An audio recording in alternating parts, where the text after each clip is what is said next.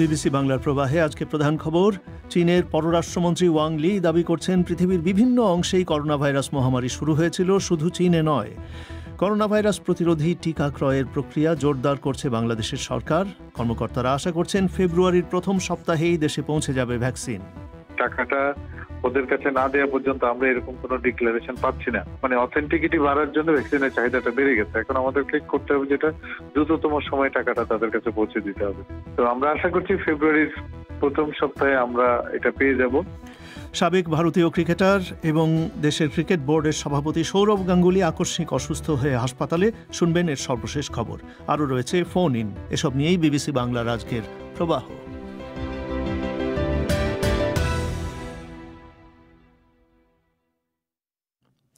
BBC বাংলার সান্ধ্য অনুষ্ঠান প্রবাহে আপনাদের সবাইকে স্বাগত জানাচ্ছি। আমি পুলক গুপ্ত। রেডিওতে শর্টওয়েভ ছাড়াও অনুষ্ঠানটি আপনারা শুনতে পাচ্ছেন রাজধানী ঢাকা সহ বাংলাদেশের বড় 10টি শহরে FM প্রচার তরঙ্গে, আর ইন্টারনেটে লাইভ শোনা যাচ্ছে বিশ্বব্যাপী bbcbangla.com এই ওয়েবসাইটে। এখনকার প্রধান খবর। চীনের পররাষ্ট্রমন্ত্রী ওয়াং লি দাবি করছেন যে পৃথিবীর বিভিন্ন অংশে করোনা ভাইরাস মহামারী শুরু হয়েছিল, শুধু চীনে নয়। রাষ্ট্রীয় সংবাদ মাধ্যমে তিনি বলেছেন যে বেশ কিছু গবেষণায় তার এই দাবির পক্ষে সমর্থন মিলেছে। করোনা ভাইরাস মহামারী দেখা দেওয়ার পর চীনের নানা পদক্ষেপ আন্তর্জাতিকভাবে সমালোচিত হবার প্রেক্ষাপটে বিভিন্ন সময়ে চীনের সরকারি মাধ্যমে এরকম দাবি আগেও করা হয়েছে। তবে বিশ্ব স্বাস্থ্য সংস্থা বলছে যে প্রথম করোনা ভাইরাস আক্রান্ত ব্যক্তি চীনের উহান শহরেই চিহ্নিত হয়েছিলেন। আরও শুনুন সঞ্জনা চৌধুরীর কাছে। গত কয়েক মাসে চীনের রাষ্ট্রনিয়ন্ত্রিত সংবাদ মাধ্যমে এই দাবিটি বারবার প্রচারিত হয়েছে। করোনা ভাইরাস মহামারীর সময় চীনের নেয়া বহু পদক্ষেপ আন্তর্জাতিক স্তরে সমালোচিত হবার পর থেকেই চীনের কিছু বিজ্ঞানী এবং সরকারি ব্যক্তিরা এই দাবিটি করে আসছেন। আর চীনা পররাষ্ট্রমন্ত্রী ওয়াং ই এই দাবিরই পুনরাবৃত্তি করলেন। সরকারি বার্তা সংস্থা সিনহুয়াকে দেয়া এক সাক্ষাৎকারে তিনি বলেন, চীনই সর্বপ্রথম এই মহামারীর খবর রিপোর্ট করেছে এবং প্যাথোজেন অর্থাৎ রোগ সৃষ্টিকারী ভাইরাসটিকে চিহ্নিত করেছে।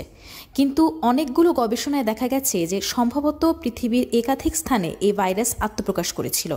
ঠিক কিভাবে এই ভাইরাসের সংক্রমণ শুরু হয়েছিল তা এখনও অজানা।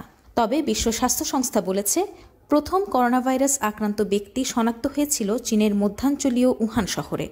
সাউথ চায়না মর্নিং পোস্ট সংবাদপত্র বলছে, এমন এক সময় চীনা পররাষ্ট্রমন্ত্রী এ মন্তব্য করলেন যখন বিশ্ব স্বাস্থ্য সংস্থা করোনা ভাইরাসের উৎস সন্ধান করতে একটি 6 সদস্যের আন্তর্জাতিক বিশেষজ্ঞ দলকে উহান শহরে পাঠাচ্ছে। এই উহান শহরেই নিউমোনিয়ার মতো এক অজানা রোগের খবর চীন প্রথম প্রকাশ করেছিল 2019 সালের 31শে ডিসেম্বর।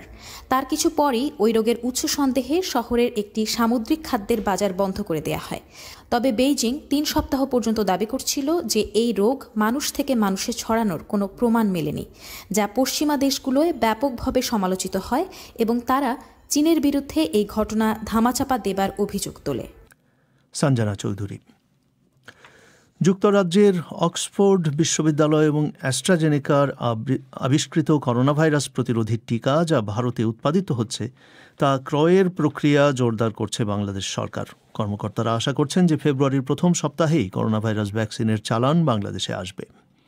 বাংলাদেশের স্বাস্থ্য অধিদপ্তর বলছে যে ভারতের সেরাম ইনস্টিটিউট থেকে এই টিকা কেনার জন্য আগামীকাল রোববার 600 কোটি টাকারও বেশি অর্থ ব্যাংকে জমা দেওয়া হবে, আর এর বিনিময়ে ওই ইনস্টিটিউট একটা ব্যাংক গ্যারান্টি দেবে। কর্মকর্তারা বলছেন এর ফলেই করোনা ভাইরাসের টিকা বাংলাদেশে আনবার প্রক্রিয়া আরও এক ধাপ এগিয়ে যাবে বলে তারা মনে করছেন। ঢাকা থেকে শুনুন ফারহানা পারভিনের প্রতিবেদন। বাংলাদেশের স্বাস্থ্য অধিদপ্তর বলছে ভারতের টিকা উৎপাদনকারী প্রতিষ্ঠান সেরাম ইনস্টিটিউট অগ্রিম টাকা হিসেবে এটা নেবে এবং বাকি টাকা টিকা সরবরাহ শুরু করার পর দেয়া হবে। চুক্তির ধারা অনুযায়ী তারা যদি আগামী জুনের মধ্যে টিকা দিতে না পারে তাহলে বাংলাদেশ অগ্রিম এই টাকা ফেরত নেবে। স্বাস্থ্য অধিদপ্তরের মহাপরিচালক অধ্যাপক আবুল বাশার মোহাম্মদ খুরশিদ আলম বলেন, সবকিছু ঠিক থাকলে ফেব্রুয়ারি মাসের প্রথম সপ্তাহে বাংলাদেশ টিকা আনতে পারবে বলে আশা করছেন তারা। টাকাটা ওদের কাছে না দেওয়া পর্যন্ত আমরা এরকম কোনো ডিক্লারেশন পাচ্ছি না যে ওরা কবে নাগাদ দেবে। আপনি জানেন যে এই দুটো ডিক্লারেশনের ফলে এই যে অক্সফোর্ড দিল, ইন্ডিয়া দিল, যার ফলে ভ্যাকসিনের চাহিদাটা মানে অথেন্টিকিটি বাড়ার জন্য ভ্যাকসিনের চাহিদাটা বেড়ে গেছে। এখন আমাদেরকে করতে হবে যেটা দ্রুততম সময় টাকাটা তাদের কাছে পৌঁছে দিতে হবে। তো আমরা আশা করছি ফেব্রুয়ারির প্রথম সপ্তাহে আমরা এটা পেয়ে যাব। গতকালই অক্সফোর্ড অ্যাস্ট্রাজেনেকার টিকার অনুমোদন দিয়েছে ভারতের সরকার। সুতরাং ভারতের ওই টিকা উৎপাদনকারী প্রতিষ্ঠান থেকে টিকা আনার ব্যাপারে বাংলাদেশ আরও এক ধাপ এগিয়ে গেল। এর আগে বাংলাদেশ সরকারের পক্ষে স্বাস্থ্য মন্ত্রণালয়, ভারতের টিকা উৎপাদনকারী প্রতিষ্ঠান সেরাম ইনস্টিটিউট ও বাংলাদেশের বেক্সিমকো ফার্মাসিউটিক্যালসের সঙ্গে ত্রিপক্ষীয় চুক্তি করে অক্সফোর্ড অ্যাস্ট্রাজেনেকার টিকা কেনার জন্য। তারই ধারাবাহিকতায় এই কাজ হচ্ছে। স্বাস্থ্য অধিদপ্তরের মহাপরিচালক মিস্টার আলম বলছিলেন, যে কোনো টিকার দুটি দিক রয়েছে। প্রথমত টিকা দেশে আনা এবং দ্বিতীয় হলো ভোক্তা পর্যায়ে পৌঁছে দেয়া।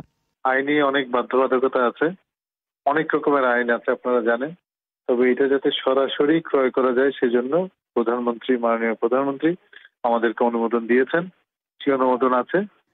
তারপরেও আমাদেরকে বলা হয়েছে যে যেগুলা অফিসিয়াল প্রসিডিউর সেগুলো যেন আমরা মেনটেন করি। আমরা এটা করব। ওষুধ প্রশাসন আমাদেরকে বলেছে যেহেতু এখন এটা প্যান্ডেমিক, এই প্যান্ডেমিকের কারণে যেই জায়গাটাকে তাকে অব্যাহতি দিতে হবে সেই জায়গাটার অব্যাহতি তিনি চান এবং সেটা অলরেডি দেয়া হয়েছে। টিকা আনার পর সংরক্ষণের জন্য কোল্ড চেইন মেইনটেইন করতে হবে। সেজন্য বেক্সিমকো ফার্মাসিউটিক্যালসের সঙ্গে চুক্তি করেছে অধিদপ্তর। এই ঔষধ কোম্পানিটি জেলা পর্যায়ে যেসব ডিপো রয়েছে, যেগুলোতে কোল্ড চেইন মেইনটেইন করার সক্ষমতা আছে, সেই জায়গাগুলোতে পৌঁছে দেবে। বেক্সিমকো ফার্মাসিউটিক্যালসের chief operating officer Rabbur Reza বলছিলেন, টিকা ভারত থেকে আনার পর টঙ্গীতে তাদের দুটি ওয়্যারহাউসে নেওয়া হবে। ভ্যাকসিনটা যখন আসবে, আসার পরে আমাদের ওয়্যারহাউস আছে ইন টঙ্গী, আমাদের ফ্যাক্টরি কমপ্লেক্সে, যেটা আমরা প্রপার কোল্ড চেইন মেইনটেইন করার মতন আমরা দুটো ওয়্যারহাউস আছে। সেই ওয়্যারহাউসে যাবে ফার্স্ট ডে। সেখান থেকে সরকার আমাদের বলবে যে আমাদের ফার্স্ট লটে যে ভ্যাকসিনটা আসলো সেটা কোথায় দিতে হবে। সো গভর্নমেন্ট ডেজিগনেটেড ওয়্যারহাউস গুলোতে আমরা আমাদের ভ্যান দিয়ে, এবং সেই ভ্যানগুলো all validated van, 2 to 8 degree temperature maintain করা, আমরা সেই ভ্যানে করে ওনাদের সেই ডেজিগনেটেড ওয়্যারহাউস গুলোতে আমরা পৌঁছে দিব। সো তারা আমাদের থেকে বুঝে নেবে এই পর্যন্ত হচ্ছে আমাদের রেসপন্সিবিলিটি। সো আমাদের responsibility procurement, total procurement and delivery up to government designated warehouses. এরপর শুরু হবে বিতরণ প্রক্রিয়া। সেরাম ইনস্টিটিউট 6 মাসের মধ্যে 3 কোটি টিকা দেবে বাংলাদেশকে। প্রতি মাসে 50 লাখ টিকা আসবে। টিকা দেওয়ার জন্য সারা দেশে 26,000 স্বাস্থ্য সহকারী এবং সহকারী স্বাস্থ্য পরিদর্শক কাজ করবেন। অল্প কিছুদিনের মধ্যেই তাদের প্রশিক্ষণ দেওয়া শুরু হবে বলে অধিদপ্তর জানাচ্ছে। অগ্রাধিকার ভিত্তিতে কারা টিকা পাবেন সেটার একটা প্রাথমিক তালিকাও স্বাস্থ্য অধিদপ্তরে করা হয়েছে বলে জানা যাচ্ছে। ফারহানা পারভিন শুনছিলেন যে অক্সফোর্ড অ্যাস্ট্রাজেনেকার আবিষ্কৃত এই করোনা ভাইরাস প্রতিরোধী টিকা যা ভারতে উৎপাদিত হচ্ছে সেটা ক্রয়ের প্রক্রিয়া এখন জোরদার করছে বাংলাদেশ সরকার। কর্মকর্তারা আশা করছেন যে ফেব্রুয়ারির প্রথম সপ্তাহে এই ভ্যাকসিনটি পাওয়া যাবে। এই টিকার ব্যাপারে আপনি কতটা আশাবাদী, এ নিয়েই রয়েছে বিবিসি বাংলার আজকের ফোন ইন, শুনতে পাবেন একটু পরেই। তার আগে আজকের আরও খবর। ভারতীয় ক্রিকেট বোর্ডের প্রেসিডেন্ট এবং সেদেশের জাতীয় ক্রিকেট দলের প্রাক্তন অধিনায়ক সৌরভ গাঙ্গুলি আজ হাসপাতালে ভর্তি হয়েছেন। আজ সকালে বাড়িতেই জিম করার সময় তার মৃদু হার্ট অ্যাটাক হয় বলে জানা গেছে এবং হাসপাতালে নেওয়ার পরে তার হার্টে, তার হৃৎপিণ্ডে 3টি ব্লক পাওয়া গেছে এবং একটিতে স্টেন্ট পরানো হয়েছে বলে হাসপাতাল জানিয়েছে। সংকটমুক্ত হলেও এখন তাকে আরও 4-5 দিন হাসপাতালে থাকতে হবে বলে জানা যাচ্ছে। এ নিয়ে আরও খবর জানাতে অনুষ্ঠানে যোগ দিচ্ছেন কলকাতা থেকে অমিতাভ ভট্টশালী। অমিতাভ, এখন কেমন আছেন সৌরভ গাঙ্গুলি? দেখুন পুলক, উডল্যান্ডস হাসপাতাল যেখানে ভর্তি রয়েছেন সৌরভ গাঙ্গুলি, তারা জানাচ্ছে যে স্টেন্ট বসানোর পরে তাকে আইসিসিইউতে রাখা হয়েছে। এখনো তার জ্ঞান আছে, কথাও বলছেন তিনি, হালকা খাবার দেওয়া হয়েছে তাকে, এখন অবস্থা স্থিতিশীল। তবে আরো 4-5 দিন তাকে হাসপাতালে থাকতে হবে। এবং আজকে যখন তাকে হাসপাতালে নিয়ে যাওয়া হয় দুপুরের দিকে, তখনই ইসিজি করার পরেই অ্যাঞ্জিওগ্রাম করার সিদ্ধান্ত নেন চিকিৎসকেরা এবং সেখানেই ক্যাথল্যাবে অ্যাঞ্জিওপ্লাস্টি করে একটি স্টেন্ট বসিয়ে দেওয়া হয়। তো স্টেন্ট বসানোর কারণ সম্পর্কে ডাক্তাররা কি বলছেন এবং তার ধমনীতে কি ধরনের প্রতিবন্ধকতা পাওয়া গেছে বা রক্ত চলাচলে কি ধরনের সমস্যা হয়েছে? চিকিৎসকেরা যেটা বলছেন, এটা আসলে ট্রিপল ভেসেল ডিজিজ, হার্টে মোট 3টি ব্লক ছিল, যে ধমনীটা ব্লক হয়ে গিয়ে হার্ট অ্যাটাক হয়েছিল আজকে সৌরভ গাঙ্গুলি, সেটি স্টেন্ট বসিয়ে মুক্ত করে দেওয়া হয়েছে। কিন্তু বাকি দুটি ব্লকও যথেষ্ট উদ্বেগজনক, প্রায় 90% ব্লক রয়েছে। সে দুটি নিয়ে কি করা হবে সেটা নিয়ে কালকে সিদ্ধান্ত নেবেন ডাক্তারেরা। তবে চিকিৎসকদের একটা জিনিস অবাক করছে যে মিস্টার গাঙ্গুলি ধূমপান করেন না, প্রতিদিন নিয়ম মেনে শরীর চর্চা করেন, আজকেও জিমে সেটাই করছিলেন, তা সত্ত্বেও হার্ট অ্যাটাকটা হলো কি করে, এটা খুঁজতে গিয়ে তার পরিবারে হার্টের অসুখের ইতিহাস খুঁজে পেয়েছেন চিকিৎসকেরা। আর আরেকটা বিষয় ডাক্তাররা উল্লেখ করছেন যে হার্ট অ্যাটাকের পরে যে গোল্ডেন আওয়ার বলে যে সময়টাকে ধরা হয়, সেই সময়ের মধ্যেই খুব দ্রুত তার পরিবার তাকে হাসপাতালে নিয়ে এসেছিল। সেই কারণেই বড় ধরনের সংকট কিন্তু এড়ানো গেছে বলেই জানাচ্ছেন চিকিৎসকেরা। তো তার এই আকস্মিক মানে অসুস্থ হয়ে পড়বার খবর, সেটা সামাজিক মাধ্যমে এবং সংবাদ মাধ্যমে কতটা আলোড়ন তুলেছে?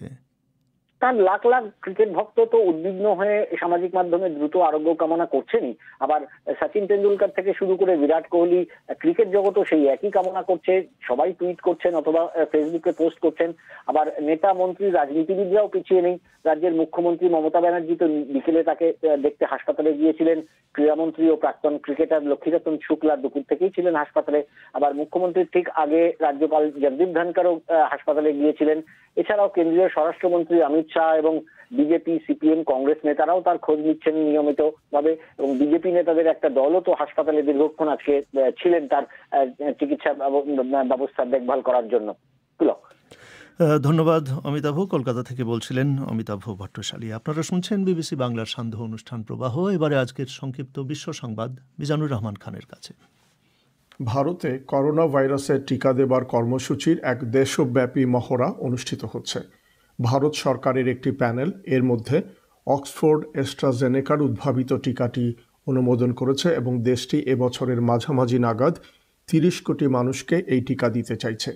ভারতের স্বাস্থ্যমন্ত্রী হর্ষবর্ধন বলছেন, টিকা দেবার মহড়ায় হাজার হাজার স্বাস্থ্যকর্মী ও স্বেচ্ছাসেবীকে জড়িত করা হচ্ছে, যার লক্ষ্য হল দক্ষতা তৈরি করা এবং টিকাদানের সময় যেন কোনো সমস্যা না হয় তা নিশ্চিত করা। ভারতে করোনা ভাইরাসে প্রায় 1.5 লক্ষ মানুষের মৃত্যু হয়েছে। দক্ষিণ কোরিয়ায় করোনা ভাইরাস সংক্রমণ বাড়তে থাকায় সামাজিক দূরত্ব রক্ষার বিধিনিষেধগুলো রাজধানী সোল ছাড়িয়ে সারা দেশের জন্য প্রয়োগ করা হয়েছে।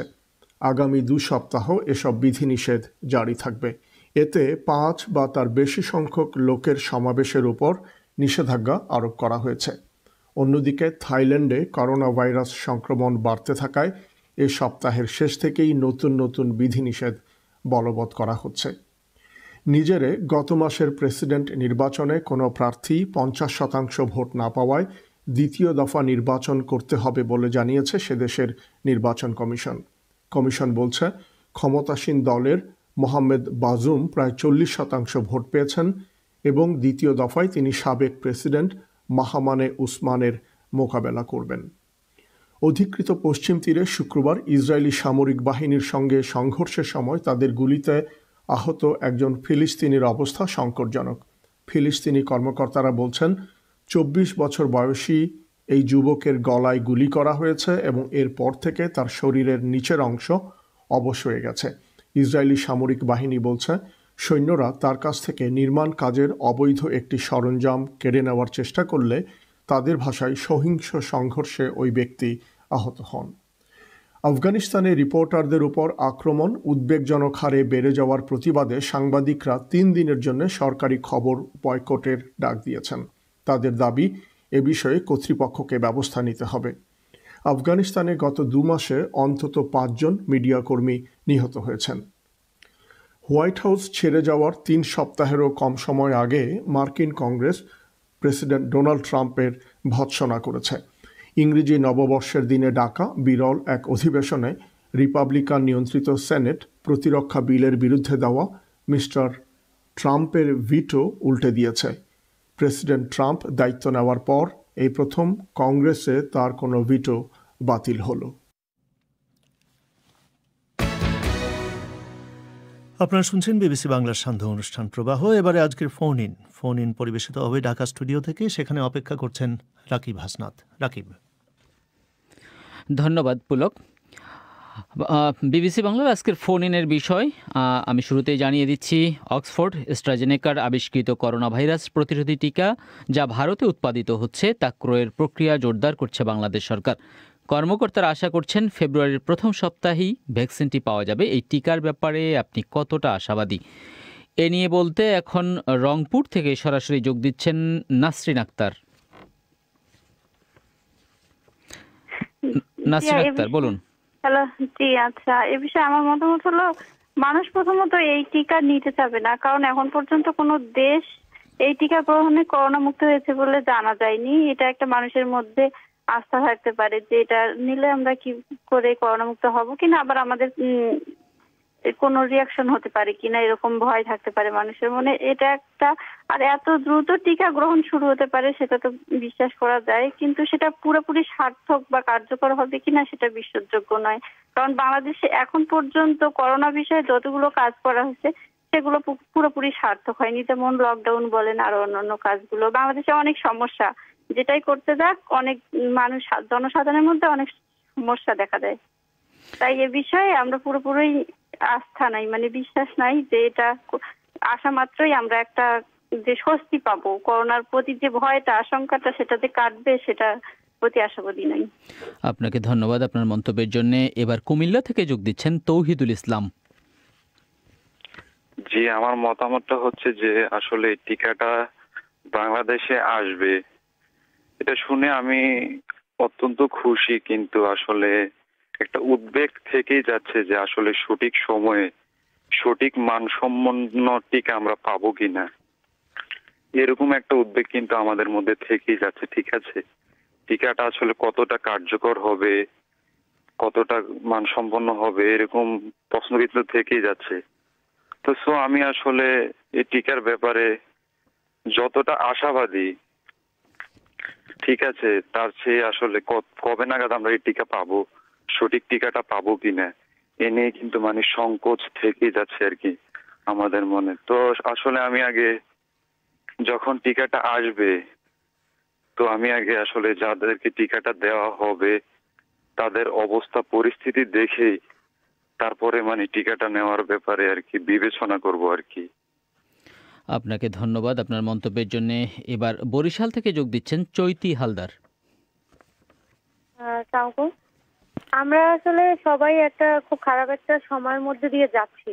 তো আমার ব্যাপারটা হচ্ছে যে আমরা দেখতেছি যে এই বছরটা, মানে গত বছরটা আর কি 2020 সালটা আমাদের জন্য খুব খারাপ সময় গেছে। আমাদের অনেক আত্মীয় স্বজন যারা করোনা ভাইরাসের জন্য একদম মানে তাদের জীবনটাই শেষ হয়ে গেছে, মারা গেছে, অনেক লাইফ সমস্যা হয়ে গেছে। কিন্তু এখন যেটা আমাদের একটা আশার একটা ব্যাপার সেটা হচ্ছে যে আমরা এখন সবাই ওয়েট করতেছি কবে এই ভ্যাকসিনটা আসবে।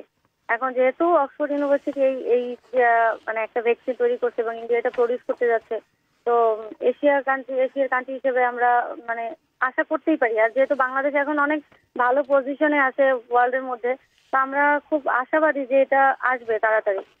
তো আমরা সবাই ভাবতেছি যে সবাই কবে এই ভ্যাকসিনটা আমরা পাবো এবং আমাদের যেই উদ্বেগ উৎকণ্ঠা এটা কবে কমবে সেটা নিয়ে আমরা সবাই খুব চিন্তিত। তবে তারপরেও আমরা এখন ভাবছি যেহেতু একটা ভ্যাকসিন অনেক বছর ধরে সেটা এক্সামিন করে পরীক্ষা করে যে হ্যাঁ এটা কতটুকু কার্যকর একজন দেহের জন্য বা এটা পরিপূর্ণভাবে মানুষকে ঠিক করতে পারবে কিনা সেটা নিয়ে বেশি সমস্যা। আমরা যারা ইয়ং এজের তারা হয়তো বা অতটা মানে ভাবি না আর কি যে হয়তো বা করোনা হয়েছে বা চলে গেছে, কিন্তু আমার বাবা, আমি যেটা ভাবি যে আমার বাবা একজন ডায়াবেটিস পেশেন্ট, তো আমার তাকে নিয়ে সবসময় টেনশন হয়। তো করোনা ভাইরাস কবে আসবে, কবে আমার বাবাকে হচ্ছে মানে টিকাটা দিতে পারবো, যার জন্য যারা মানে একটু এইজড পারসন বা যারা মানে আলটিমেট আগে থেকেই কোনো রোগে আক্রান্ত, যেমন কারো হার্টে প্রবলেম থাকে বা এই যে ডায়াবেটিস, তো তাদের তো সবসময় অনেক বেশি প্রবলেম। তো আমরা আসলে এই জন্য সবসময় একদম মুখিয়ে আছি যে কবে কখন টিকাটা আসবে। আমরা আসলে খুবই আশাবাদী যে এটা আসুক। আপনাকে অসংখ্য ধন্যবাদ আপনার মন্তব্যের জন্য। এবার ঢাকা থেকে যোগ দিচ্ছেন উম্মে নাইমা। দেখুন, বাংলাদেশ এবং ভারতের যে সম্পর্ক, তাতে বাংলাদেশ সরকার ভারত থেকে ভ্যাকসিন কিনতেই পারে, কিন্তু আমি একজন সাধারণ নাগরিক হিসেবে খুব বেশি আশাবাদী নই। কারণ পেঁয়াজ পানি বন্টন চুক্তি ইত্যাদি পূর্বের যে ঘটনাগুলো মানে ঘটেছে, সেখানে বাংলাদেশ বিন্দুমাত্র সুবিধা পায়নি।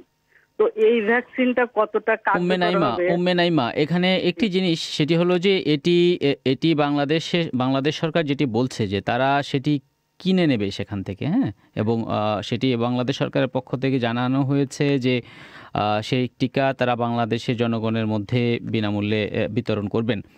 সেই লক্ষ্যে বাংলাদেশ সরকার এই টিকা সংগ্রহ করার উদ্যোগ নিয়েছে। তো সেই কারণে প্রশ্ন হলো এখন যে এই টিকার ব্যাপারে আপনি কতটা আশাবাদী? আমি খুব বেশি আশাবাদী নই, কারণ ইন্ডিয়াকে আসলে বিশ্বাস করা যায় না। বাংলাদেশের সবসময় ভালোটা উপরে যতটুকু তারা চায়, ভিতরে অতটুকু চায় না। আমি সাধারণ নাগরিক হিসেবে এটুকু বলতে পারি। আপনাকে ধন্যবাদ আপনার মন্তব্যের জন্য। এবার মুন্না আক্তার বাগেরহাট থেকে। হ্যালো, জি বলুন। হ্যাঁ, আমি মনে করি অক্সফোর্ডের অ্যাস্ট্রাজেনেকার উদ্ভাবিত টিকা অনেকাংশেই কার্যকর হবে। তার কারণ আর বিগত অনেক সংক্রমণ রোগের টিকাটাই অক্সফোর্ড বেশিরভাগই টিকা তৈরি করেছে এবং সফলতা অর্জন করতে সক্ষম হয়েছে, যার করোনা ভাইরাসের টিকাটাও কার্যকর হবে বলে আমি আশাবাদী।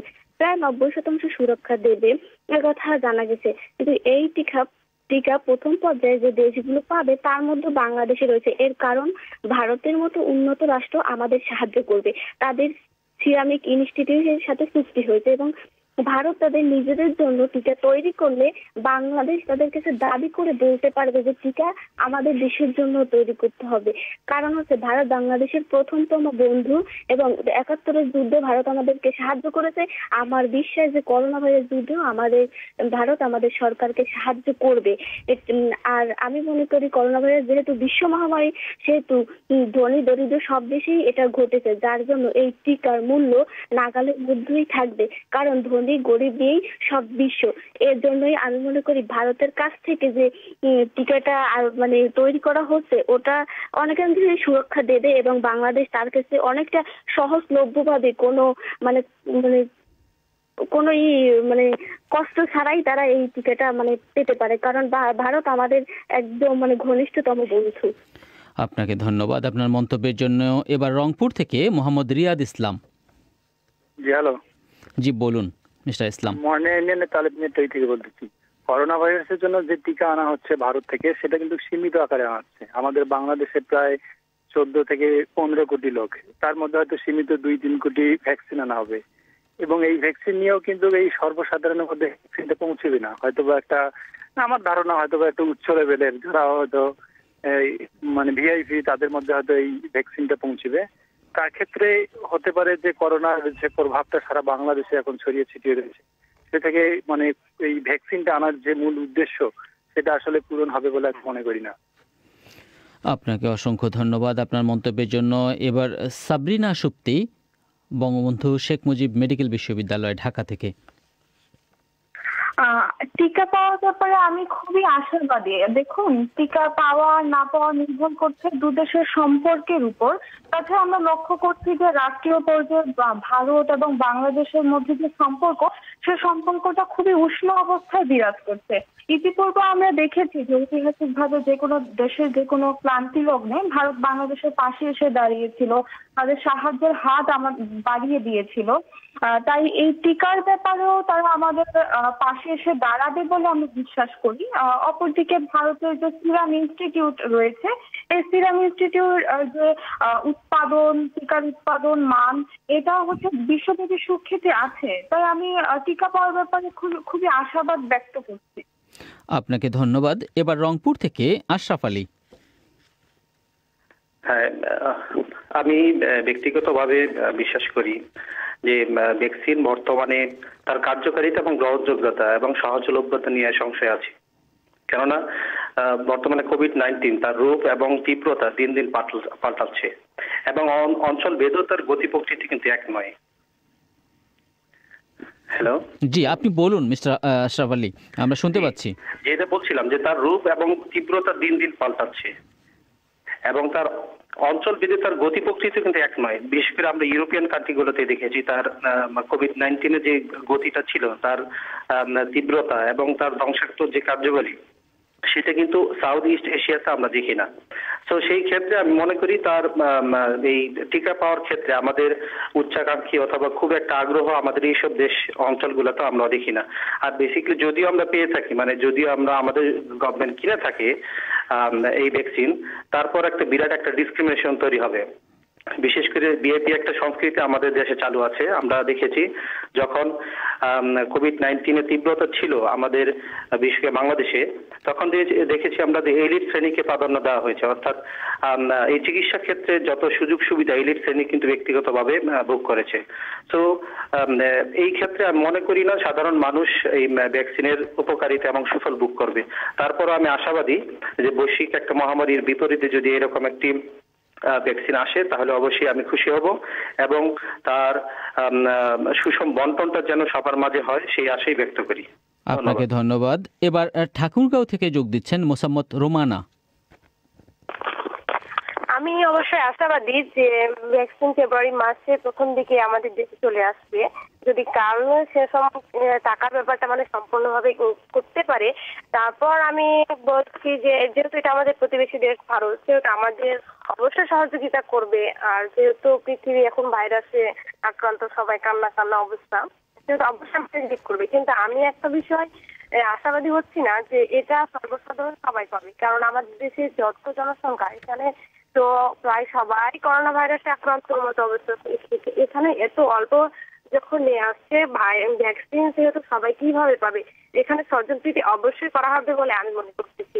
কারণ দেখা যাচ্ছে যে এখানে আমাদের যে করোনা ভাইরাসটাকে মোকাবেলা করার জন্য যে সমস্ত পদক্ষেপ আগে থেকে নেওয়া হয়েছে সেগুলো কোনো ক্রমেই পুরোপুরি ঠিক হয়নি। যেমন বলা হয়েছিল যে অনেকগুলো আইসোলেশন আছে, কিন্তু পরে দেখা যাচ্ছে যে আইসোলেশনের বেড নাই, আবার কোনোখানে আইসোলেশনই নাই, এমনি নাম, এগুলো সবকিছু মুখে ছিল। ডাক্তাররা পিপিই পায়নি। তো এখন দেখা যাচ্ছে, আমি বলতে চাচ্ছি যে এটা যে সর্বসাধারণ পাবে এটা আমার মনে হচ্ছে না। এখানে স্বজনপ্রীতি করবেই, স্বজনপ্রীতি হবেই। তারপরে আমি বলছি যে এটা আমাদের দেশে আসুক, আসলে ভালো, যারা পাবে তারাই হবে। একজনকে যখন করোনা ভাইরাস হবে সেহেতু তার থেকে আরো 10 জন কাছে ছড়িয়ে যাবে। তাকে যখন পুশ করা হবে তখন আর 10 জনের কাছে ছড়াতে পারবে না। এভাবে দেশে ধীরে ধীরে করোনা ভাইরাস কমে যাবে। এভাবে আমি আশাবাদী যে ধীরে ধীরে কমে যাবে আমাদের দেশে করোনা ভাইরাস, কিন্তু সবাই পাবে বলে আমার মনে হচ্ছে না। আপনাকে ধন্যবাদ আপনার মন্তব্যের জন্য। এবার চট্টগ্রাম থেকে রবিউল ইসলাম রাতুল। আসসালামু আলাইকুম। ওয়ালাইকুম সালাম, জি বলুন। আমি বলছি কেন তিনটা বিষয় আমি যত আমাদের দেখতে হবে সব বিষয় আর কি। এখানে হলো প্রথমটা বিষয় হলো আমাদের ক্ষেত্রে ভ্যাকসিনের দিচ্ছে ইন্ডিয়া, এটা যায়নি প্রথমটা কোনো মান অক্সফোর্ড থেকে যেটা অন্য পাচ্ছে এটা পাচ্ছে কিনা। এক দুই নম্বর কথা হলো আমরা যে চুক্তিটা করছি এই চুক্তির যে দরটা দেওয়া হয়েছে এটা আসলে কি সঠিক যে দাম, বা আমাদের যেহেতু আমাদের একটা রেকর্ড আছে দুর্নীতি করাটা, এটা কি সঠিকভাবে দামটা হচ্ছে কিনা বা আমি সঠিকভাবে এটা পাবো কিনা। আর তিন নম্বর কথা হলো যে এখানে যে আমরা যে বন্টনটা এই সময় যে বন্টনটা এখানে সাধারণত আমরা একটা কালচার রয়ে গেছে যে ভিআইপি সবার আগে পায়, যারা একটু টাকা পয়সা সবার পাওয়ারফুল তারা সবার আগে পেয়ে থাকে। এটা অ্যাকচুয়ালি ভাবে যারা ডাক্তার না সর্বপ্রথম পাবে, এদের সাথে যারা মাঠ পর্যায়ে কর্মী আছে তারা যেন পায়, এবং ডাক্তার হাসপাতালের ভিতরে যারা ওয়ার্ডম্যান বা আদার যারা কাজ করে ওরা যেন পায়, এদিকে খেয়াল রাখতে হবে। আর সিটি কর্পোরেশনের ভিতরে যারা কাজ করে, সিটি কর্পোরেশন পরিষদ যারা কাজ করে মাঠ পর্যায়ে বিভিন্ন বাসা থেকে যে ময়লাগুলো কালেকশন করা, আদার হাসপাতাল থেকে কালেকশন করে, ওদেরকে যেন এই জায়গায় একটু প্রায়োরিটি দেওয়া হয়। মিস্টার ইসলাম, আপনাকে অসংখ্য ধন্যবাদ আপনার মন্তব্যের জন্য। আর এর মাধ্যমেই শেষ হলো আজকের ফোন ইন। ফিরে যাচ্ছি লন্ডনে পুলক গুপ্তের কাছে। ধন্যবাদ রাকিব। শুনছিলেন ঢাকা স্টুডিও থেকে করোনা ভাইরাসের ভ্যাকসিন বিষয়ে ফোন ইন। অনুষ্ঠান শেষ করবার আগে আজকের প্রধান খবর আরেকবার। চীনের পররাষ্ট্রমন্ত্রী ওয়াং লি দাবি করছেন যে পৃথিবীর বিভিন্ন অংশে করোনা ভাইরাসের মহামারী শুরু হয়েছিল, শুধু চীনে নয়। আর করোনা ভাইরাস প্রতিরোধী টিকা ক্রয়ের প্রক্রিয়া বাংলাদেশ জোরদার করছে এবং কর্মকর্তারা আশা করছেন যে ফেব্রুয়ারির প্রথম সপ্তাহেই দেশে এই ভ্যাকসিন পৌঁছে যাবে। শেষ করছি আজকের প্রবাহ। আমাদের পরবর্তী অধিবেশন পরিক্রমা বাংলাদেশের সময় রাত 10:30, ভারতের সময় 10টায় শুনবেন আশা করে। লন্ডন থেকে আমি পুলক গুপ্ত আপাতত এখানেই বিদায় নিচ্ছি। ভালো থাকবেন।